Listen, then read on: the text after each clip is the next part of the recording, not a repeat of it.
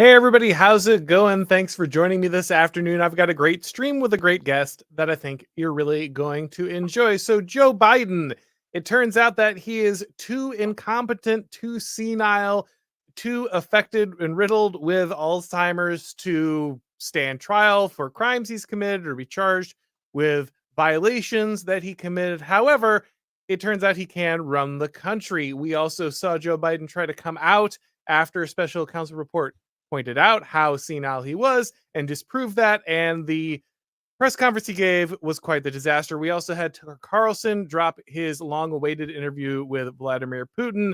A lot of interesting stuff going on there. We're going to get to all of that. And joining me to talk about it is the Prudentialist, everyone's favorite frog. Thanks for joining me, man. Yeah, thanks for having me on. I loved the contrast of a 2 hour dissertation of history and nationalist narratives, and then a guy that confuses the president of Egypt for Mexico. It's a great time here in the United States. Yeah, that's a powerful moment of pride. A man who had a photographic memory of his history prepared to give to an interview, and a man who couldn't remember basic details about his son. But before we get into all that, guys, let's go ahead and hear from one of today's sponsors. Hey, guys, I need to tell you about today's sponsor, Ridge Runner. Clown World is getting more and more crazy, and you're looking for a saner way of life. And Ridge Runner Land in Appalachia is ready for you. There's no better time than today to move your family out of a blue state or city where crime, cost of living, and hostility towards morals, belief in God, and America is growing more and more unhinged each day. Ridge Runner picks pristine land in rural Appalachia with top-notch beauty, value, and location. Move to a Ridge Runner community and be surrounded by patriotic, ambitious Americans that have chosen to live in a setting where their children can run free, doors don't need to be locked, and natural beauty is abundant. If you have that pioneering spirit and you're ready to join Appalachia's rising future as you build yours, schedule a call today to learn more about Ridge Runner properties. Whether you work from home, hunt, fish, homestead, are looking to run livestock, or just to be in a community where your way of life is prized, Home Runner is ready to help you find the ideal property. With small acre lots starting at $35,000 all the way up to large 100-acre holler farms well priced at under $400,000, Ridge Runner has options for anyone seeking a life piloted on the old ways in the bosom of America's traditional heartland. Visit www.ridgerunnerusa.com today. That's ridgerunnerusa.com.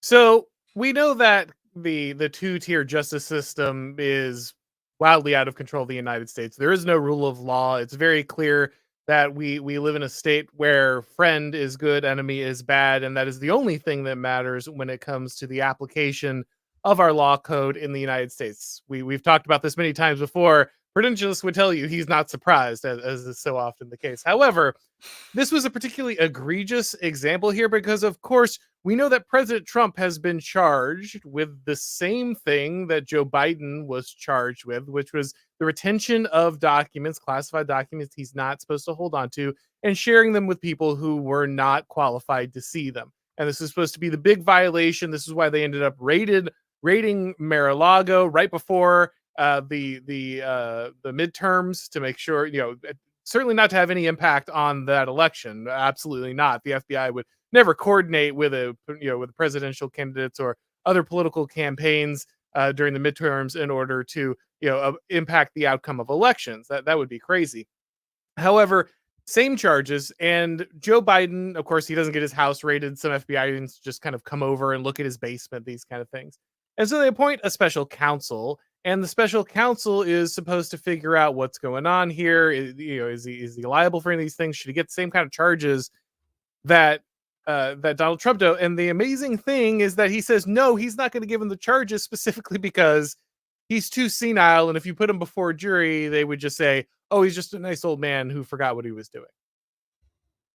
Yeah, so really, that's the big story that everyone's taking out of this. This is a 388-page document, but of course, the big fun parts are right then and there. That all of a sudden we have a president who has difficulty in-person interviews, remembering when he was vice president, when he was around, and when his son had passed away, and that had passed away in 2015, prior to him announcing his run for the White House, or saying that that was the reason why he decided to in 2020 was because of his son Beau's death. And so, yeah, he goes on to the stage and sort of responds to this. We find out from Mr.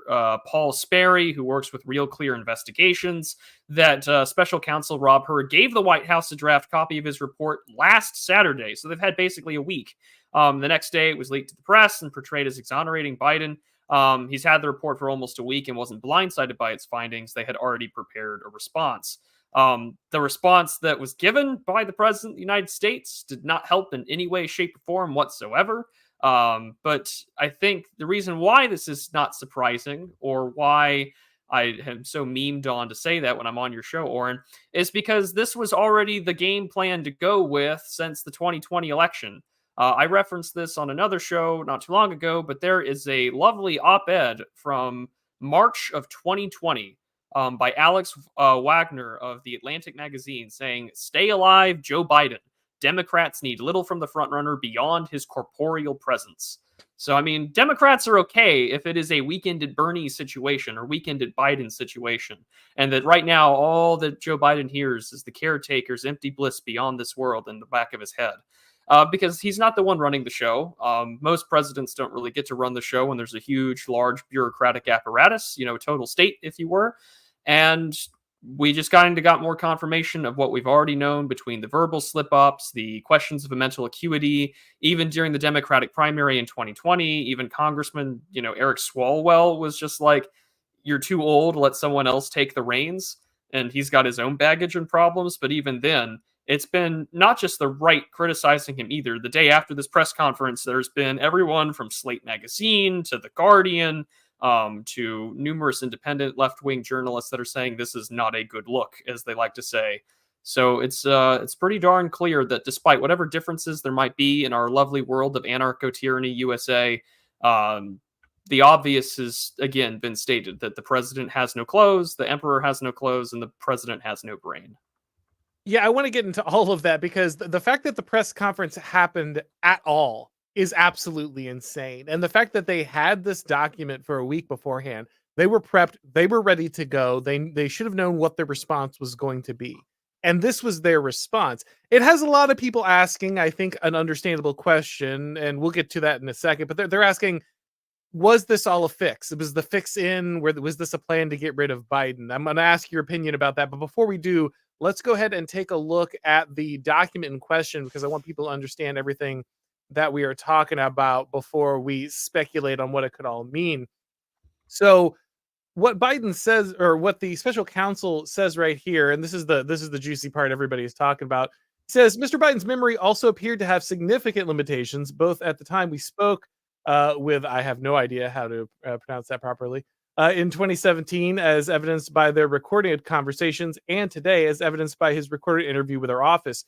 Mr. Biden's recorded conversations from 2017 are often painfully slow, with Biden struggling to remember events and straining at times to read and relay his own notebook entries. In his interview, Mr. Biden's memory was worse. He did not remember when he was vice president, forgetting on the first day of the interview when his term had ended, and forgetting on the second day of the interview when his term had begun. He also didn't remember within several years when his son Beau had died, and his memory appeared to be hazy when describing the Afghan debate that he had that was once so important to him. So just an amazing amount of information that he has completely forgotten, and this is why the special counsel said, look, yeah, he committed this stuff. Like, he obviously did these violations. He was vice president. He retained these after he left office. They're just sitting in his basement, sitting around in pretty much the same way that Trump had some things sitting around in Mar-a-Lago. The only real difference, and their information on Afghanistan and on Iraq, but the only real difference is that Biden is just kind of so inept. He's so senile. He has no ability to remember his kind of day-to-day life, and even a few years, significant events in his life, like the death of his son. He can't remember any of these things, and so it's just not worth putting him on trial. Now, I think for a lot of people, you would then say, okay, well, obviously this is a scenario the 25th Amendment was created for, right? This is the reason that you have this, is to take somebody out of this situation. And when you have a president who's already installed under some pretty shaky circumstances. I mean, Time magazine literally ran the article about how a secret cabal of people put him into the White House to save democracy. When you have all the questions surrounding Joe Biden's election, you would think that this would be a scenario in which you would want to save some level of credibility for the office of the presidency by taking kind of formal steps to remove him or take him off the ballot at least at some level, because obviously Joe Biden is not running the country. Like you said, we know this is true of many presidents. Donald Trump obviously in many cases was not running the country. Even if when he tried to, it was very clear he didn't have the executive powers he was supposed to have under the Constitution. But you would think this would be some kind of constitutional crisis, right? The entire country can see that this guy is completely unable to tie his shoes, and he's obviously not the president, even though he was installed as the president after a shaky election. This is kind of all the makings of a extreme constitutional crisis, continuity in government, and it just doesn't seem to be triggering any of this stuff. Yeah, it's like the sort of all the memes that came out in the midst of all of the congressional hearings over unidentified, flying objects. They're like, "Oh, Congress just said aliens are real. Why are you surprised?" Like, I don't know, man. It's been a rough patch. It's been a rough week. It's a Tuesday. Yeah. And so to see people sort of shrug this off as in, well, we already knew this, or that this is so that no one's surprise is, I mean, really concerning, because obviously the party doesn't care. But historically, there have been multiple instances where we've sort of had people who are, for a lack of a better word, somewhat invalid holding office when they probably are non-compos mentis in the first place, whether that be, and of course, some of this is pre-25th Amendment, obviously. We can take a look at Woodrow Wilson, for example, who had a stroke into his second term, and clearly his wife basically was running the White House. And so really the first female president has already been achieved in America to some extent. In the same way that, we had FDR and having some issues there with respects to his health and other problems that presidents have had that they've kept under wraps. So Many people have speculated Reagan as well. Right? well, Reagan has had a definitely more obvious example, I think, in some of his speech and his attitudes towards the end of his second term. And of course, President Kennedy, while not definitely had his mental faculties about him, had certain medical issues as well. So, I mean, there's some tradition for this, not to say that that's a great excuse, but even the language that you're using, right? He was installed, he was put in, there was a quote unquote fortified election.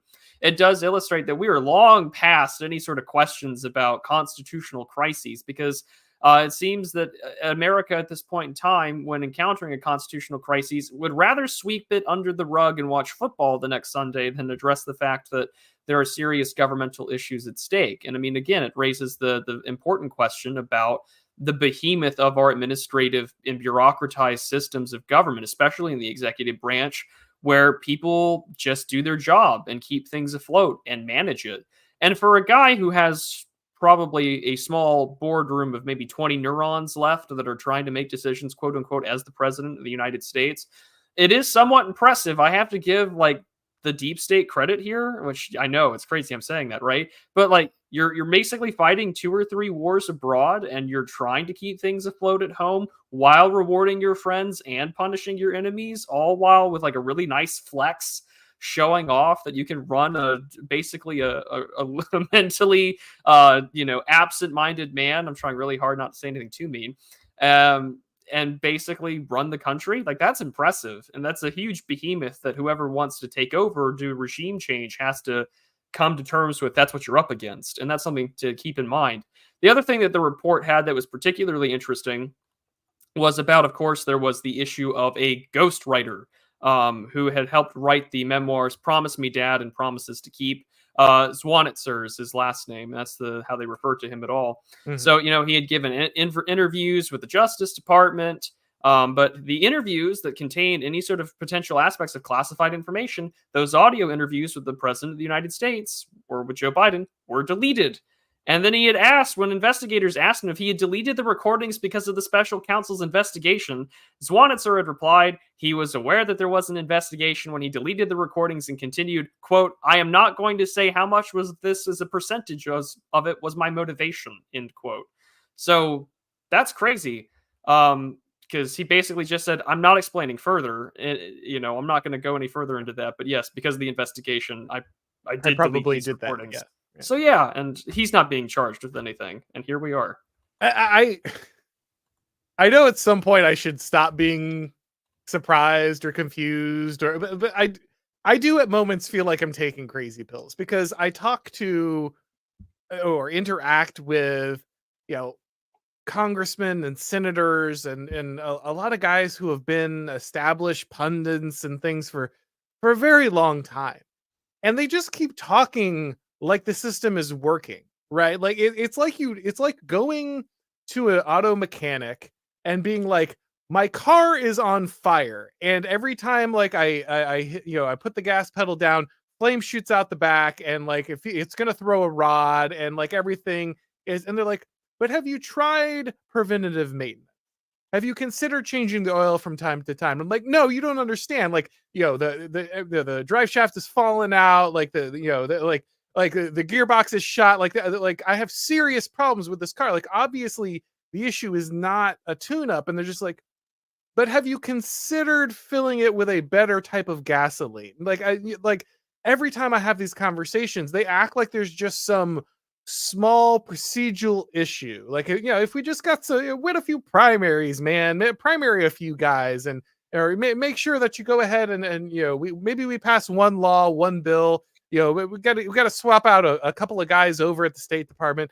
Problem solved. And it's like I just stare at them and I look at what's going on, and I understand like there's a level of investment in the system, right? And if you've been working in the system for decades and your entire life has been about telling people that you're just one election away, or one piece of legislation away, or a little bit of shoelace, pull yourself up by your bootstraps away from solving this whole problem. I get that, like, at some point saying the whole system has failed and it's on fire and we're in serious trouble, like, has some kind of repercussions for like what you've been doing for the last 20 or 30 years. But come on, man, like, who's buying this at this point? Oh, well, I mean, if the Nevada primary was any example, apparently like 80 some percent of the voters there are buying this and saying that it's a totally okay thing. I mean, not that I'm a democracy respecter or democracy appreciator in these parts. Lord knows that I'm not, but it does indicate that most people don't care. I mean, I think this is the very sort of serious realization that most people need to come to. Is that unless I think the reason why the left loves that meme, why does this affect you personally, or how does it affect you personally? It's an application to them because these things don't bother them because they're in the right client class. They do not care that things are being ran allegedly by someone who has no memory whatsoever, because for them it doesn't matter. And the people that vote for him have no long-term memory of nation or person. They just need to maintain the system of political patronage that there is. And so far, the administrative state and the federal government are making a really good job of making sure that that still happens. And so, yeah, maybe it's the fact that we have this like dynamic where someone has to say they're not surprised and someone feels like they're taking crazy pills. But the crazy pill aspect of it is that the country is still running as effectively that it is. And that should speak to the robust system of the American government. And all the more reason why it would be great for those Project 2025 guys to take the reins instead, these crazy people. But at the end of it all, you're looking at, again, a lack of mental acuity and faculties by the President of the United States, to the surprise of no one. A really great insurance card right in his pocket, and that insurance card is the Vice President of the United States. And there's no one to really primary challenge him. I mean, there's no one really running against him. There's like Marion Williamson and Dean Phillips, and many states have already canceled their primaries anyway. If they wanted to get rid of him, I mean, the convention would be the way to do it for the 2024 election, but that seems very late in terms of legal paperwork on how to do that. So we're stuck with this guy. But again, that was the playbook in 2020. And if everything's going to repeat itself right down to the same teams who were in the Super Bowl, then yeah, like, let's have a repeat where the Democrats just need Joe Biden's corporeal form crossing the finish line once again. It does not matter that he can't remember the year that his son died. It doesn't remember that he can't remember the church he got the rosary from. It doesn't matter that the president of Egypt is now all of a sudden the president of Mexico. The things that this administration is going to accomplish regardless of, they'll just keep pumping him full of drugs, uppers, and whatever to keep it going. And the sad state of affairs is that you can say that the emperor has no clothes, but the rest of the crowd doesn't even care. So let's talk about that press conference real quick, but more importantly, what it means. I mean, the press conference is basically a joke. Like you said, he gets up there, he mixes up the names of world leaders, he goes ahead and he's going to prove, oh, how dare they say that I've forgotten these things about my son? How could they possibly say that I've forgotten when my son died or how he died or all these things? Obviously, I remember all of these things and I remember them so well that I remember I got this, rosary from, and then he just moves on. Like, obviously this press conference is a complete disaster. It kind of proves everything it's intended not to prove. Yeah, this is a man who's been talking about how he was speaking to dead world leaders for the last few weeks. Obviously, after you have this kind of report coming out, the worst possible thing you could do is step onto a stage and immediately show that everything in the report is correct. And so there's only two options here, right? Well, possibly three, but there are two main options. Your options are, one, they wanted to get rid of him, and the whole point was to put the show on to force him out there to make it clear this has to be done, so they have a plausible reason to take him out without being mean or anything. It's just, oh, old Uncle Joe, he did his time. He kept Orange Man Bad out of the office, but obviously it's time for him to ride off into the sunset. Or two, as you pointed out, we now have media reports that they had this report for a week. They felt it exonerated him. They felt this was a good look for him. They had a week to prepare for it coming out. And they actually put him out there on purpose because they thought that this was the best way to rebut what was going on. And people are really just that inept at this point. Or the third thing is they just don't care. They think they're so powerful that none of this can possibly affect them. I saw a lot of people jumping on the first one. They said there's no way Joe Biden could possibly be put back on the ticket after this. This is a significant enough disaster where we need to start speculating. Is it Michelle Obama? Is it Gavin Newsom? Are they crazy enough to try to run Kamala Harris? All kinds of speculation about that. But I got to be honest, at this point, I really want to chalk it up to ineptitude. I seriously want to say there's just no one at the helm, and they thought that this was enough. And as you pointed out, their entire strategy last time was to hide Joe Biden in a basement and run against Donald Trump. And that's basically their same strategy this time around. And they just went ahead and ran him out there anyway, because they can't imagine a world in which they actually lose this thing. Yeah, I mean, that really seems to be the case. I mean, I think when people do, oh, it's either malice or incompetence. I mean, it can be both. Yeah. I would never underestimate the power of saying "Por qué no los dos?" Yes. Like, why not do both? Like the old El Paso commercials, because it is both to a large extent. Whether, of course, let us not forget, just a few short months ago, we were laughing at the fact that the strange bald queer man was the one stealing luggage and dresses and was working with nuclear waste and whatnot in this administration, or that we replaced one woman for now a crazy, Haitian girl boss press secretary that is an absolute moron. I mean, yes, there's some incompetency on the front-facing side of things, and in the back foot, they're still running things and they're still doing things and conducting their policy both at home and abroad, and doing what they can to stay afloat and try and put pressure wherever this administration wants to do it. And you have to say this administration. You can't say Biden, because once you put a name to it, sure, you're thinking one guy, when we know that there's this monstrous behemoth of bureaucrats, executive officials, staffers, congressmen, and so on that are all on board to keep this going where it's at.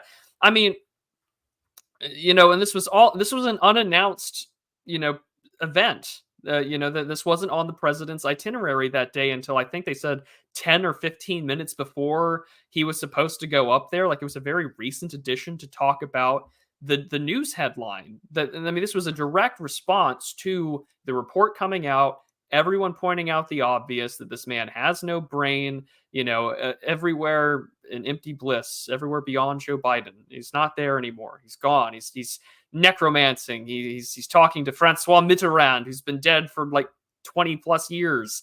And I we're wanted gonna to post a Shang Tsung meme as soon as he was. right, right. And I think someone had this great tweet. I wish I remember who said it. It's like, no, no, no, no. He is communicating with the dead. It's the dead trying to drag him to the Right. underworld. It's time for He's so him. close to the veil. It's so thin He's that he so can reach close. across. Like Yeah. they're just dragging him across. Like Right. come towards the end of the tunnel, Biden. Your time has come. And depart from me. I do not know you, Joe Biden, and he doesn't matter because he doesn't know him either. But it's I don't know what else you really can say other than like it's just further confirmation that we live in a absolute nightmare where the president has no brain, which we already knew, and that bureaucrats are running everything. Any semblance of democracy died in 2020. You could argue it died much earlier in this country. And that here we are facing the consequences of that. And we're all supposed to play pretend like everything is normal. We're all going to go watch the Super Bowl this Sunday. We're all going to go vote on Super Tuesday. Yeah, We're all going to go vote in November. Vote harder, guys. Get those primaries out there. We're going to remember that's the real political solution, an empty gesture of filling out something in a box. And everyone's talking about, like everyone disagrees with him. Everyone from, Michael Rappaport, who hates Trump, hates also in his demographic of voters. And then all of a sudden he's like, I'm not voting for Joe Biden. I'm not doing this. It does raise an interesting question to see this media heel turn because, I mean, Slate, today, will Joe Biden suffer politically, saying his brain doesn't work? The Guardian, Biden was in a fighting mood for a surprise speech, but he didn't win. The president insisted he had put the country back on his feet, but a last-minute fumble provided more fodder for his detractors. Like, even the left-wing press, even the establishment press is like, who? Yeah, I want to get into the media heel turn with you in a second because that is the big question for me. But before we do, guys, I need to tell you about your absolute moral duty to hire based people through New Founding. Hey guys, I need to tell you about today's sponsor, New Founding Talent. Look, we all know that the job market is a disaster right now. Based people can't find good companies to work for, and good companies can't find anybody to get the job done. The competency crisis is very, very real. So how do we get these two incredibly important groups together? We need organizations like New Founding. New Founding has created a network of high excellence professionals who are seeking to join grounded American businesses. These are individuals often in elite organizations who are ready for a team and a mission that supports their values instead of working against them. Aligned companies are already using this network to hire high trust, exceptional individuals who can match the culture and mission of their teams. So if you're looking for better employees to build a better world, you need to go ahead and apply for access to the New Founding Talent Network at newfounding.com/talent. You'll get connected with candidates who will build your business. That's newfounding.com/talent. Check it out today. Yeah, so the thing I wanted to ask you about was obviously we know that there's this desire by some people to replace him, but we feel like he's probably going to get to go ahead and run. That doesn't seem likely. But the media heel turn is pretty weird if they're not planning to replace him, right? Like that's a very clear signal that, I mean, that we've heard this from people. There's been drips and drabs of this. There are people who have been talking about how his cognitive decline could be an issue, how that could affect the election, how it's very clear that he's like losing a step here and that maybe it's time to think about that. There's been some rumbling, but it's very clear in the last day. I mean, it's hard unless if you just blinded yourself rather physically as a journalist to what's going on, that if you don't mention something about how Biden is probably inept, you're going to look foolish. You're going to look ridiculous for not even bringing this up. There were a few journalists that tried to do this. There was like an NBC guy who was just like, no, he's fine. He's great. That lost a step at all. I think there was one article that his age is actually his strength. I forget which insane outlet brought that out, but it was a rather mainstream one. But you have to wonder, if you have this media heel turn, does that lean credence to the idea that they are actually looking to replace him here? I mean, would they let the press go hog wild like this if they were planning to keep him in place? I mean, that it raises an interesting question. I think to some extent it was a genuine reaction to his performance. And I say this because I heard the news that he was going to have this press conference. I went to my phone. I was scrolling through YouTube to find like a live news source that was covering it, and I was listening to some local DC channel affiliate, just talk about it. And they said, we normally don't get surprise press conferences like this because they're usually about historical or wartime matters. And they had the audacity to like compare and like hype this up to Barack Obama's press conference in 2011 when he had announced the death of Osama bin Laden. Like, it was a real hype man moment. I was like laughing at my phone. I was like, you've got to be shitting me, right? Like, this is not what's happening here. This is a response to the special counsel's report, because there's just no way you look at that and don't think to yourself, you have to get out ahead of this. You have to defend yourself. And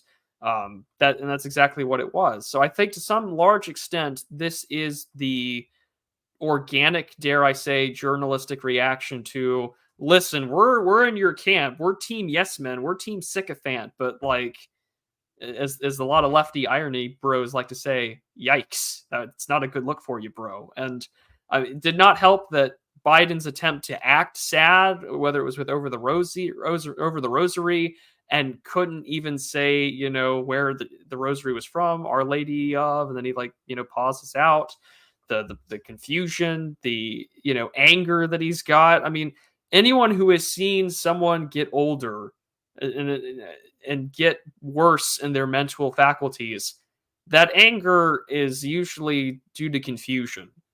And none of this is what's being said. Again, nothing new under the sun here, but it's just, if they get rid of him, maybe after they carry things over in 2020 and then some weird shenanigans happens where he dies. But it looks like Kamala Harris is still on the ticket for vice president. Right. Yeah, that's the thing. I mean, we won't find out until the convention, right? And so I guess any postulation or speculation you and I have, I mean, we might have to wait until the DNC convention this year, which is in Chicago, and it's going to be this July. So we may have to wait 4 more months to figure out what the actual truth of the matter is going to be, because conventions are where the president is officially nominated. So anything from now until July could technically happen. But again, there's so much paperwork and legality stuff to work with here.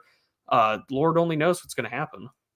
Yeah, Americans are used to a very orderly procession of kind of media calls and things that lead you up to the point where the president is formally nominated. A lot of people get very, antsy whenever people try to look into what are the procedures where there be nomination or, the actual presidential election itself and its confirmation with electors. Obviously, we see what happened with the attempt to look at alternative slates of electors and everything that they're attempting to scream at people about with that. So it would be interesting if they, with their focus on the need for proceduralism and all of that, it would be very strange for them to wait until the convention, bypassing all of that stuff. I mean, again, I guess they can just say, well, we do whatever we want. We don't care. And, you'll just swallow this. But it would seem, if you're going to make this move, if you feel like this is the move to make, it feels like you would make it before the convention. You wouldn't wait till the convention itself, once all the procedure that's supposed to kind of insulate the democratic process has already passed, to make that move. However, this isn't the only thing I wanted to talk to you about. Other thing I wanted to talk to you about, of course, was the interview. We've had Tucker Carlson in Russia. A number of people had spotted him in Russia. They were speculating on this interview with Vladimir Putin. It's not the first time that Tucker has attempted to interview Vladimir Putin. According to Tucker, that interview was quashed previously by the American government due to a number of things, including spying on his own text messages by intelligence services. This time he was able to go ahead and get that done, and he dropped it first on his news network's website and then onto Twitter. It's very interesting. The media reaction, I think, is the most boring part. They all scream that he's a traitor. Of course they did. Like, they can talk to every world leader as long as the Republicans in the White House, and they hate the Republicans. The minute it's the other way around, talking to Vladimir Putin is treason. That's not the surprising part to me. What was interesting, I think, most about this interview was that contrast you were talking about. Joe Biden can barely remember where he is. He doesn't remember when he was president. he doesn't know the names of world leaders. Vladimir Putin starts the whole interview with 30 or 40 minutes of Russian history, which is kind of interesting because I started listening to a podcast about some of the Russian Revolution that started with some of that interest, some of that history. So I was familiar with that in the way that I hadn't been previously. But he started with this long explanation of Russian history as to why he felt that there was some kind of reason that Russia had claim to portions of the Ukraine. And Tucker Carlson obviously is just like, oh man, Americans are they're not going to listen to all this. Like this isn't going to make sense to them. They're not going to pay attention. He's almost trying to hustle him along during this whole thing. And I had a hard time, I'm thinking to myself like, yeah, Putin, you probably would have had a better time making some kind of analogy to a Marvel movie. Like this is like the time that that Thor battled, blah blah blah, and this is that's why we have a claim on Ukraine. That probably would have meant more to most Americans, unfortunately, than a long history of your possible claims to Ukrainian territory.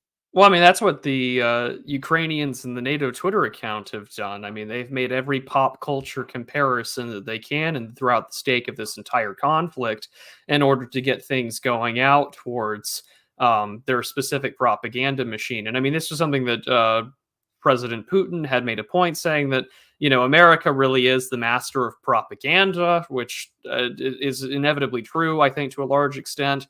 I mean, Americanized internet trends and English is the lingua franca of the internet world. I mean, a mutual friend of ours, Conscious Caracol, I use this story all the time, but when he's, in the middle of downtown and he sees someone that looks just like him, is a South African, is a Boer, and all of a sudden he is speaking in perfect Americanized English over the phone, that's an impressive amount of cultural hegemony. And so, I mean, yeah, for us, we're used to everyone sort of catering to our needs. We need to have things broken down to us people living in the imperial heartland on what on earth is actually going on, and explain it to me like I'm someone who's like a really big Marvel, fan. Like that, we expect that. I mean, that was sort of the running joke that even the Iranians had when General Soleimani was killed, right? They're like, who do we kill? SpongeBob, Spider-Man, what? And you laugh at that, but it does illustrate that America does have what, and I forgive me for invoking this name, but what the great leftist writer Gore Vidal said, that America is sort of the United States of amnesia. We have a limited sense of our own history and to a large extent a limited sense of our own youth as a nation. So I think maybe that's why so many people were blown by that, because who's the last time a statesman or someone trying to run for president would speak like this? The last time I can think of anybody was the 1992 election. All of the chats with Ross Perot, saying, here's how we're going to fix the country. These are my plans. And he would bring out like the scale and all of the wonderful charts and graphs that he had pointed out and what was going to be done. And that was still different that's the last time I can think of it. And that was before I was born. And so it really does indicate, there's this huge cultural divide. I mean, we have movies about products, Auron. I mean, movies about Flaming Hot Cheetos and Air Jordans.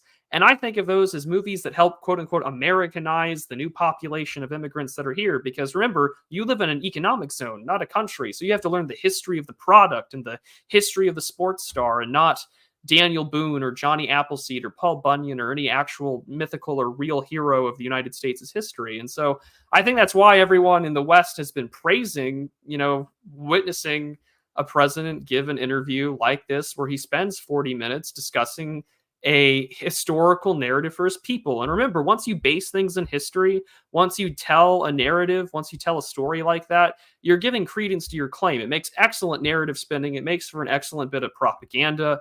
I had to laugh when, he was saying that Poland was complicit with,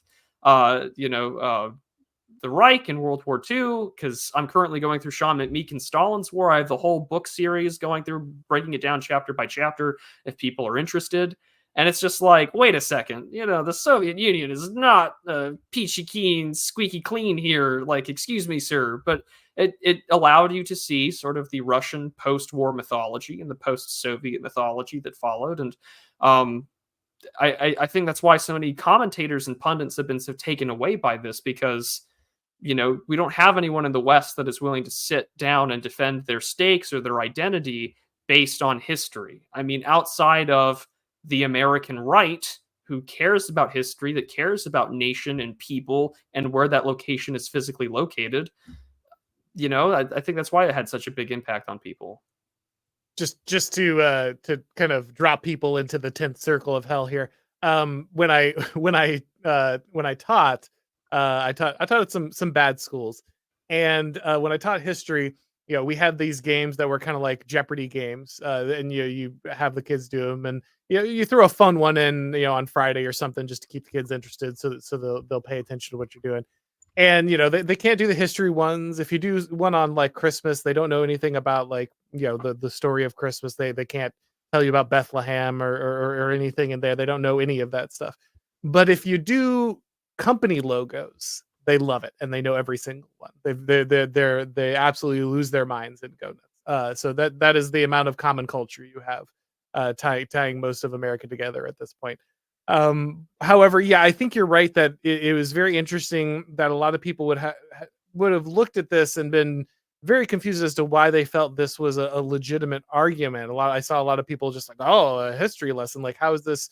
As if there was, like, they just don't understand what nation state, that a nation state and a kingdom, and how territories used to be understood, and peoples, and how these things used to cross many of these borders, and that all of these borders that have been erected in the last 50 or 60 years are not new, but are not, necessarily binding. A lot of people don't consider them binding. But what did you think about kind of Putin's argument there? I mean, basically his two-pronged argument was, look, there are these color revolutions, and you're trying to get NATO onto our doorstep, and we don't want that here, but you kept pushing it anyway. And then the other kind of prong of this was the historical argument of, why we feel we have a claim, our culture and our people kind of extend to this area. Do you think that, because Tucker's response was basically, okay, well, why didn't you make this argument years ago? It feels like you're making this now, but you didn't lay this case out significantly previously. What do you think about kind of that exchange? Yeah, the two-pronged argument, one, the historical narrative, and then the sort of argument that you would hear from someone like John J. Mearsheimer, that there has been increasing encroachment closer and closer towards former Russian buffer states or a Russian sphere of influence. To me, it reminds me so much of, and to some extent, like American foreign policy, I guess, and to some extent Russia's as well, is like Frozen in like the turn of the 20th century, where we're still talking about things like MacIntyre and Speakman and like the world island theory and the great game between, like, the US versus Russia, or the United Kingdom versus Russia and Great Britain, and what we're going to do about it, despite the fact that the tools of empire have drastically changed. But we're still speaking in those terms, and we're still looking at the world that way, which I think is, one, really interesting considering the rhetoric that Putin was using. But two, I mean, the history stuff, I'm not sure who that was for, other than to sell this story to fact checkers, and to, which I know the BBC has already done and has laid out its issues with Putin's claims. But again, he's sitting down and giving them a sort of civilizational, ethnically nationalist minded narrative about the people and who we are, and that, the Americans don't particularly understand that this is a region and a people and a country and a civilization. Very Samuel P. Huntington, mind you. That, we've been around since like the turn of the 8th century. And we're not going away, and here we are, and we have claims to this part of the world. And I know that there are counter arguments, and there's history to claim the whole Kievan Rus thing being a whole different, Ukrainians existing as well, although he views that as fiction. It was just, I'm not too sure what to make of it, other than to say that historiography makes for a great narrative. It makes for a great political formula to sell to both your own people at home, but more specifically abroad, because this interview, Russians are going to watch it, sure, but that interview is in English. I mean, yes, it's translated on his side, and I'm sure Putin knows English, but he's speaking Russian as a flex. And he's doing what he needs to do to sell a narrative to people like you and I, to sell a narrative to the mainstream press and to the public. But this far into the war, I think Tucker's question, well, why not use that sooner? And Putin says, well, it wouldn't have mattered. It doesn't matter now to some extent. I mean, the Biden administration isn't going to change its mind on Right. You're Russia. like, oh, well, Victoria Nuland still has like a huge axe to grind and wants to kill hundreds of thousands of more Slavs to get her victory to have happen. So it does raise the question of like, what was the point of this? But again, it sets forth the political narrative, because while American propaganda is stronger, Russian propaganda is real. It does exist. They did, you can laugh at Facebook memes or whatever, but Russia does well in areas in which like the regime, the United States government has to like now take care of or sweep under the rug. Like, oh great, now they're trying to talk to the quote unquote far right MAGA extremists. Like it feeds in to the progressive feedback loop where it'll probably hurt, to some extent our own causes potentially more than anything else. But I don't know where else to go with that, to be honest with you, Auron. another thing that he did that I found interesting was he focused a lot on a denazification storyline. He said, "Oh well, we have to go into Ukraine to prevent these neo Nazis. If we stand against this, and so we have a duty, to go in there and disrupt any attempts to revivify, this Nazi ideology." And so that's the reason that we kind of have this cause a spell to go in there and interrupt and take a strong hand into that nation at any time. I found that interesting because that's exactly what our government says. As Biden calling his opponents semi-fascist. This is Paul Gottfried, of course, has the anti-fascism, and explaining how this is basically the crusade that rules the United States at this point, and this is the ideological justification for this. What do you think about the universality that you've got Vladimir Putin and you've got Joe Biden, and they've got the same legitimizing ideology as to why they need the power to constantly interrupt, whether they be other countries or the people of their own country? We have to purge, the denazification. It's, as Tucker pointed out, this is 80 years later or more. Like, why is this still so powerful? Why is this something that even somebody like Putin would reach for when he says, "Oh, of course I have a reason to go in Ukraine"? I mean, at least there's, I guess, actual neo-Nazis there, but Well, on the surface, yeah, there is a lot of similarities. You have what they would call the Great Patriotic War. We refer to that generation who fought in the war as the greatest generation. And that, we both have huge post-war narratives and mythologies about how that war was fought and why we got involved. And that despite the fact that, we think that we only fought a war against Germany, we were also the biggest reason why the United States was the biggest reason to invest, fund, support, subsidize the Soviet Union. The reason why Stalin became so powerful in the first place with respect to modernization and the money that we had. Plus, FDR's admin was full of communists, and that's an unfortunate tragedy of our history. So, I mean, on one hand, they are very different. I mean, throughout that entire narrative, there was no condemnation of Bolshevism. I mean, Putin does have, there was, let me correct myself, he does have issues with Bolsheviks in there. It did sound like there was almost personal animosity. But I mean, even during the World War II narrative, the Soviet Union did nothing wrong, despite things like the Katyn massacre, where 20,000 some odd Poles were just executed outright by Stalin, on Stalin's order. And again, it's why people need to read the book Stalin's War by Sean McMeekin. It's so good. But I mean, like our post-war mythologies are very different, to where, to a large extent, even though there are actual neo-Nazis in Ukraine, denazification or trying to stomp out these nationalist movements, as he had called it, nationalism, neo-Nazism, fascism. To some extent, I think it's also just viewed as this blanket term of just like anti-Russian or anti-Russian state in that perspective, in the same way that, we would call nationalism or like white supremacy in America just like anti-American, despite the fact that there's really nothing American about this regime anymore. And so, I mean, on the surface level, there's some comparisons, but I thought it was particularly interesting to hear an argument that, like, we see fascism, we see this as a threat to our existence. And I mean, let's be very clear. I mean, fascism did almost destroy the Soviet Union during World War II. That has to leave a huge civilizational scar on the people. And it serves probably as a great narrative tool and framing to justify this sort of attack. Political formulas sell you the justification for state action, to rip from our elite theorists that we love to cite and read so much. So I mean, it does illustrate that they have their own way to do it. But yeah, sure, Hitler's been dead for 80 years, but as ironically Curtis Yarvin pointed out, we're still ruled by the guy because we're still afraid of him. The West and the East isn't haunted by Marx or anyone like that. They're haunted by Hitler.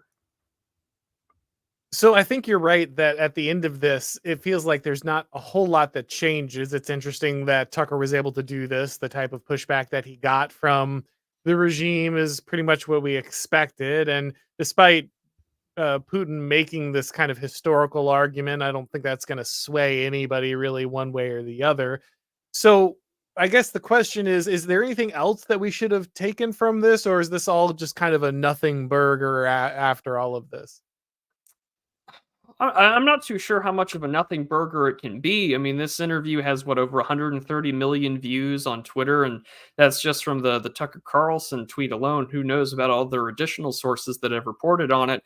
And it's on the while it's one of the smaller social media platforms, it is arguably the most important because this is where the quote unquote discourse happens. Whereas you famously know, today's tweets can be read out by Tucker Carlson later that afternoon on Fox News when he was still on the air. You famously had that happen to you. And so it does illustrate that I think to some extent there's probably a victory in it for him somewhere. I mean, obviously we're talking about the interview. Your audience is going to hear about the interview and people want to know, what does that really mean? I mean, I'm no George Kennan. I'm not a Russian expert by any extent of the imagination, but I think the fact is that there are talking points in there that are now going to be used by conservatives to some extent, maybe even in Congress or someone like J.D. Vance that will cite these things. And then all it will take is some Democrat to censor them or Biden to call them traitorous, as we already expect them to do so. We've already seen Thomas Massey be called an anti-Semite by like David Frum and the other neoconservatives because he wants to fund America and not places like Israel and Ukraine. And so I feel like we're going to get more of the same. So maybe a nothing burger, but I think only time will tell. It's going to be the follow through. We are literally reacting less than 24 hours after the interview came out.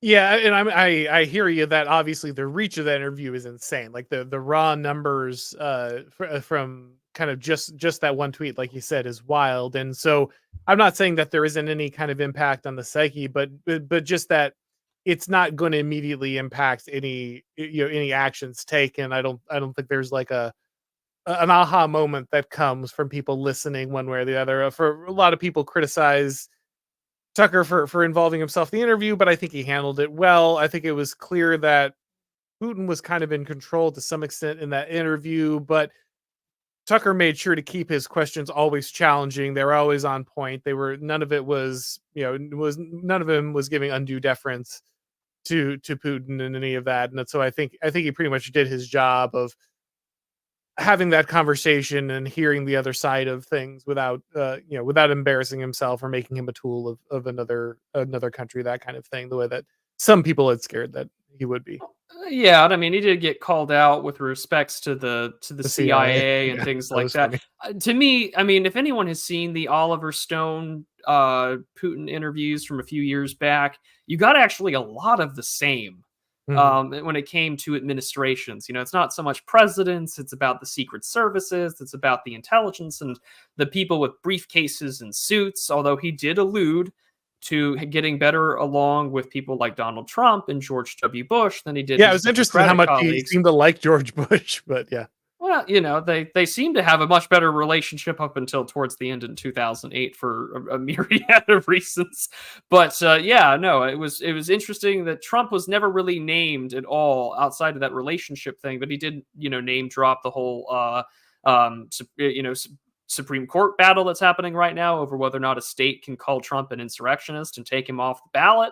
So, and that's something that also happened this week as well. It's been a crazy week in terms of the news, but again, this could turn into a nothing burger. I mean, like the Trump mugshot went viral, and then everyone just forgot about it like a week later. So this Yeah. could be something like that where, oh, like, yeah, there was the Tucker Putin interview thing. But I mean, the war's still going to go on. There's still going to be arguments over when peace talks could have happened, and people are still going to be dying needlessly. The canonical Orthodox Church in Ukraine is still going to be persecuted to no end.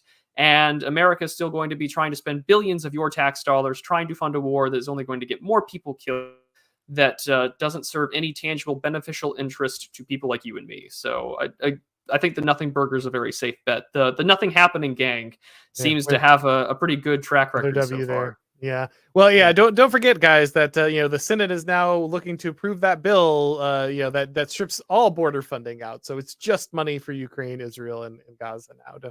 Yeah. Don't worry, your border is the very last thing that matters to the empire. Every other country's border is far more important. All right. Well, we're gonna go ahead and pivot to the questions of the people, but before we do, Mr. Prudentialist, where should people be looking for your commentary on Stalin's war and everything else that you do?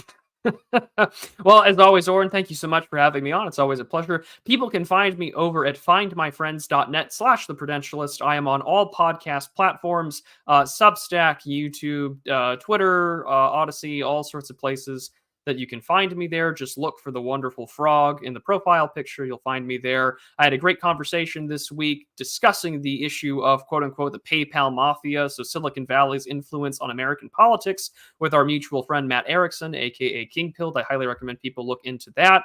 And then continuing next week, the Sean McMeekin Stalin's War. If you want a new history of World War II, you want to understand how much you don't hate FDR enough and you don't hate Bolshevism and communism enough, I highly recommend that book. I've got several chapters out where friends and I have discussed reading through it. It's a fantastic book.